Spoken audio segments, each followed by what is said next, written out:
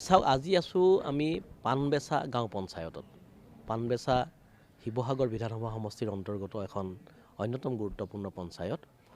ইয়াত হজৰত খণ্ডকা দৰগাহ আছে আৰু এটা অতি গুৰুত্বপূৰ্ণ অঞ্চল। এই অঞ্চলটো কৃষিপ্ৰধান এটা অঞ্চল। ইয়াত বানপানীৰ সমস্যা আছে, ৰাস্তা পদূলিৰ সমস্যা আছে। এই মুহূৰ্তত সতীৰ্থ উদীপ্ত আছে, উদীপ্তই দেখাব পাণবেচা গাঁও পঞ্চায়তৰ বা পাণবেচা অঞ্চলটোৰ মূল যিটো পথ, এই পথটোৰ নিৰ্মাণ কাৰ্য চলি আছে। 5টা বছৰ সম্পূৰ্ণ হ'ল। শিৱসাগৰ বিধানসভা সমষ্টিৰ বিভিন্ন প্ৰান্তত উন্নয়নমূলক কাম কাজ যোৱা 5টা বছৰত কিছু হৈছে। এতিয়াও বহু অঞ্চলৰ উন্নয়নমূলক কাম কাজ হ'বলৈ বাকী আছে। আৰু ইয়াত এটাই সমস্যা যে বিজেপিৰ যিসকল প্ৰতিনিধি বা বিজেপিৰ সৈতে যিসকল জড়িত কাৰ্যকৰ্তা, তেওঁলোকে দাবী কৰে যে চৰকাৰখনে এই সমষ্টিটোৰ উন্নয়নমূলক কাম কৰিছে। আনহাতে ইয়াৰ বিধায়কগৰাকী হৈছে বিৰোধী দল ৰাইজৰ দলৰ সভাপতি অখিল গগৈ। গতিকে ৰাইজৰ দল বা বিধায়কগৰাকী বা ৰাইজৰ দলৰ কাৰ্যকৰ্তাসকলে দাবী কৰে যে বিধায়কজনৰ কাৰণেহে এই সমষ্টিটোৰ উন্নয়নমূলক কাম কাজবিলাক হৈছে। এতিয়া হিচাপ নিকাচ কৰাৰ সময়। অহা 9 এপ্ৰিলত অসম বিধানসভাৰ ভোটদান প্ৰক্ৰিয়া অনুষ্ঠিত হ'ব আৰু সেই দিনটোতেই এই অঞ্চলটোৰ ৰাইজে জনাদেশ দিব প্ৰকৃততে উন্নয়নমূলক কামৰ এই ছবিখন বিজেপি চৰকাৰৰ কাৰণে হৈছে নে অঞ্চলটোৰ বা সমষ্টিটোৰ বিৰোধী দলৰ বিধায়ক অখিল গগৈৰ কাৰণে হৈছে। ইয়াৰ উত্তৰটো EVM বাকচত দিব এইসকল ভোটাৰে। মই সেইসকল ভোটাৰৰ মন্তব্য জানিব চেষ্টা কৰিম। মই আপোনাৰ ওচৰলৈকে আহিছোঁ যে আপুনি এই অঞ্চলটোৰ এগৰাকী সচেতন নাগৰিক, সচেতন ব্যক্তি। যোৱা সময়খিনিত ইয়াত কিছু কাম হৈছে, আমিও প্ৰত্যক্ষ কৰিছোঁ, আপুনিও প্ৰত্যক্ষ কৰিছে। 5টা বছৰ বা 10 বছৰ বিজেপিৰ শাসন ইতিমধ্যে শেষ হৈছে। অহা 5 বছৰৰ কাৰণে আকৌ এখন নতুন চৰকাৰ হ'ব, কোনোবা দলে চৰকাৰ গঠন কৰিব। আপুনি সচেতন এজন ব্যক্তি হিচাপে মই কোনো দলৰ বা কোনো প্ৰাৰ্থীৰ হৈ আপোনাক মন্তব্য দিবৰ কাৰণে মই অনুৰোধ নকৰিম। মই জানিব বিচাৰিম যে কেনেধৰণৰ এখন চৰকাৰ হোৱাটো অসমত আপুনি বিচাৰে? প্ৰথম কথা হ'ল কি যে আমি বৰ্তমান যিখন চৰকাৰ, এই চৰকাৰখনক আমি দোষাৰোপ কৰিব নাযাওঁ। সামগ্ৰিকভাৱে যদি আমি চাওঁ, গোটেই অসমখনত বিভিন্ন উন্নয়ন হৈছে, চৰকাৰে উন্নয়ন সাধিছে আৰু চৰকাৰে কৰ্মচাৰী সময়মতে দৰমহা পাতি দি আছে আৰু অন্যান্য যিবিলাক আজি অসমৰ বিভিন্ন ঠাইত আমি যিখিনি উন্নয়ন দেখিবলৈ পাইছোঁ, আমি তাৰ বাবে চৰকাৰখনক দুখ দিব নোৱাৰোঁ কেতিয়াও। আৰু ভৱিষ্যতে কি চৰকাৰ জনাদেশ দিয়ে সেইটো মই এতিয়া ক'ব নোৱাৰোঁ। গতিকে এইটো ৰাইজৰ কথা। হয়, বিধায়কগৰাকীয়েও যে আমাৰ ইয়াত কাম কৰা নাই আমি এইটো ক'ব নোৱাৰোঁ। বিধায়কগৰাকীয়েও যথেষ্ট কাম কৰিছে। গতিকে ৰাইজে যিটো জনাদেশ দিয়ে সেইটোৱে আমি সকলোৱে মানি ল'ব লাগিব। ধন্যবাদ জনাইছোঁ। অঞ্চলটোত কেনেকুৱা কাম কাজ বা চৰকাৰী সা সুবিধা আপোনালোকে পায়? সা সুবিধা সকলোৰে দিছে আৰু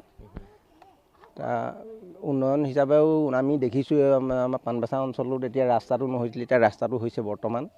বহুতদিনীয়া মানে এইটো জৰাজীৰ্ণ অৱস্থাত আছিলে, এতিয়া হৈছে যেতিয়া আমি উন্নয়ন হৈছে বুলিয়ে ভাবিছোঁ। আৰু বানপানীৰ সমস্যা নিশ্চয় আছে। খেতিপথাৰত অসুবিধা হয়, খেতিপথাৰত অসুবিধা হয়। বানপানী আহিলে খেতিপথাৰতো অসুবিধা হয়েই। তাকে আমিনো কি ক'ম আৰু দিয়া। চৰকাৰ পাইছে। ধন্যবাদ জনাইছোঁ। আৰু লোক উপস্থিত আছে, আপোনাৰ আহিছোঁ। কেনেকুৱা দেখিছে? আকৌ ইলেকশ্যন আহিছে, ভোট দিব লাগিব 9 এপ্ৰিলত। নিশ্চয় ৰাইজ সাজু হৈছিল লাহে লাহে।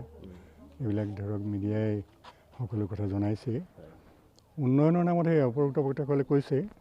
আমাৰ বিশেষকৈ মূল শিতানিকেইটা হ'ল যাতায়াত, শিক্ষা, কৃষি, স্বাস্থ্য, এইবিলাকত গতানুগতিকতাটো আছে। বিশেষকৈ আমাৰ যিজন বিধায়ক, তেখেতৰ দিনতেই যাতায়াতৰ আমাৰ সমস্যাটো অলপ দূৰ হৈছে বুলি আমি ধৰি ল'ম। বাকী যিবিলাক চৰকাৰী আঁচনি, সেইবিলাকৰ দ্বাৰাই আমাৰ উপকৃত হৈছে ৰাইজ, নোহোৱা নহয়। সেইখিনি কাৰণে আমাক এই অঞ্চলক আমাক অৱহেলা কৰা নাই। যদিও তুলনামূলকভাৱে আমাৰ কিছু দিশত পিছ পৰি আছোঁ, তথাপিও মোটামুটি আমাৰ ঠিকেই আছে। আৰু হ'বতো লাগিবই, নিশ্চয় হ'ব লাগিব। আমাৰ এইবোৰ পয়া লগা অৱস্থা, কৃষিটো আৰু সেইটো কথাই নাই। এইটো এটা একেবাৰে মানে দুৰাৰোগ্য অৱস্থা এটা। বানপানী হ'লে তাত প্ৰতিৰোধক কোনো ব্যৱস্থা নাই। স্বাস্থ্যৰ ক্ষেত্ৰতো আমাৰ ধৰক চিকিৎসকৰ প্ৰয়োজন। চিকিৎসক তেনেকৈ ইয়াত দিয়া নাই। স্বাস্থ্যৰ ক্ষেত্ৰতো অলপ উন্নতি আমি আশা কৰোঁ। আৰু আমাৰ বিশেষকৈ শিক্ষা খণ্ডত কিন্তু বহুত পাছ পৰি থকা যেন লাগে। কেলে আমাৰ ইয়াত এখন খেলপথাৰ নাই, যিহেতুকে এখন বানবিধ্বস্ত অঞ্চল। এই বানবিধ্বস্ত অঞ্চলটোত বিশেষকৈ এখন ক্ৰীড়াৰ ক্ষেত্ৰত আমি বহুত মানে পিছ পৰি আছোঁ। ইয়াত এখন খেলপথাৰৰ খুব প্ৰয়োজন আছে। সেইখিনি কৈ থকা হৈছে। আমাৰ ধৰক বিভিন্ন আমাৰ যুৱ সংগঠন আছে, সংঘ আছে, তেওঁলোকে এইবিলাক আপত্তি দৰ্শাই আহিছে চৰকাৰক, কিন্তু এতিয়ালৈকে ৰূপায়িত হোৱা নাই। অহা 5 বছৰত অন্ততঃ ইয়াত ক্ৰীড়া ক্ষেত্ৰৰ কাৰণে এখন খেলপথাৰ উন্নয়ন হ'ব লাগে, এনেধৰণৰ কৰিছে।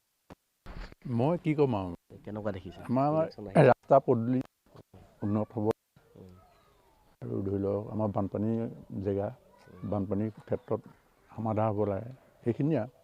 একাংশ মহিলা ভোটাৰো আছে। বাইদেউ কি ক'ব, উন্নয়নৰ যিখন ছবি আপোনাৰ দৃষ্টিত কেনেকুৱা, বা চৰকাৰী সা সুবিধা লাভ কৰিছে? লাভ কৰিছোঁ। কি পাইছে? অৰুণোদয় পাইছোঁ, তাৰপৰা আকৌ উদ্যমিতা আঁচনি পাইছোঁ, তাৰপৰা ইভাগে চাউলৰ কাৰ্ড আদি কৰি এনেকৈ পাইছোঁ। এইবিলাক বিধায়কজনৰ কাম কাজত কিমান সুখী হৈ আছে? বিধায়কজনৰ হেৰিয়ত আমি এতিয়া নাজানিম তেওঁ হেৰি হৈ কিমানখিনি আগবাঢ়িছে, এনেই দেখা হেৰিয়ত মানে ইমান হেৰি পোৱা নাই আৰু। বাইদেউ কি ক'ব?